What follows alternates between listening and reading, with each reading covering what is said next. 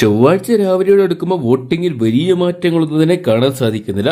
വലിയ കണ്ടസ്റ്റന്റുകൾ ഇല്ലാത്തതുകൊണ്ടാണ് വോട്ടിംഗ് അതിശക്തമായിട്ട് മുന്നോട്ട് പോകുന്നില്ല. ചൊവ്വാഴ്ച രാവിലെ 9:30 വരെയുള്ള വോട്ടിംഗ് റിസൾട്ട് അതിവേഗത്തിൽ നിന്ന് പരിശോധിക്കാം. വീഡിയോ ആദ്യമായിട്ട് കാണുന്ന സുഹൃത്തുക്കളാണെങ്കിൽ വരും മണിക്കൂറിലെ ഏറ്റവും കൃത്യമായിട്ടുള്ള വോട്ടിംഗ് റിസൾട്ടുകൾക്ക് ബിഗ് ബോസ് അപ്ഡേറ്റ്സുകൾക്കൊക്കെ ആയിട്ട് ഇപ്പോൾ തന്നെ ചാനൽ സബ്സ്ക്രൈബ് ചെയ്ത് നോക്കുക.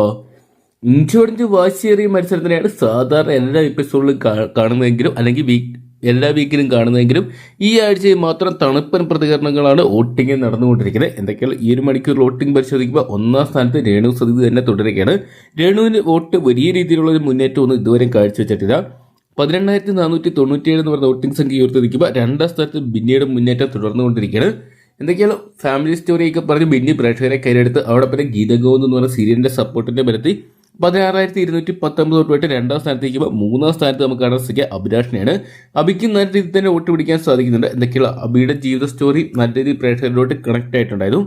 15,832 എന്ന് പറയുന്ന വോട്ടിംഗ് സംഖ്യ ഉയർത്തുമ്പോൾ നാലാം സ്ഥാനത്ത് ആര്യനെ കാണാൻ സാധിക്കുന്നുണ്ട്.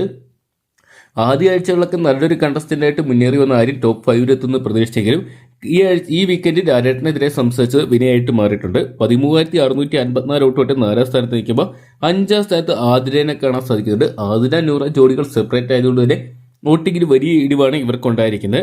വോട്ട് രണ്ടായിട്ട് സ്പ്ലിറ്റ് ചെയ്ത് പോയി എന്ന് വേണം പറയാം. 12,895 വോട്ടുമായിട്ട് നിൽക്കുമ്പോൾ ആറാം സ്ഥാനത്ത് ഈ ഒരു മണിക്കൂറിൽ കാണാൻ സാധിക്കുന്നത് ഒനിയലിനെയാണ്. ഒനിയൽ സബുവിന് 11,617 വോട്ടുമായിട്ട് ഡേഞ്ചർ സോണിൽ തന്നെയാണ്. ഏറ്റവും കൂടുതൽ നമുക്ക് ഏഴാം സ്ഥാനത്ത് ഈ ഒരു മണിക്കൂറിലും കാണാൻ സാധിക്കുന്നത് നൂറനെ തന്നെയാണ്.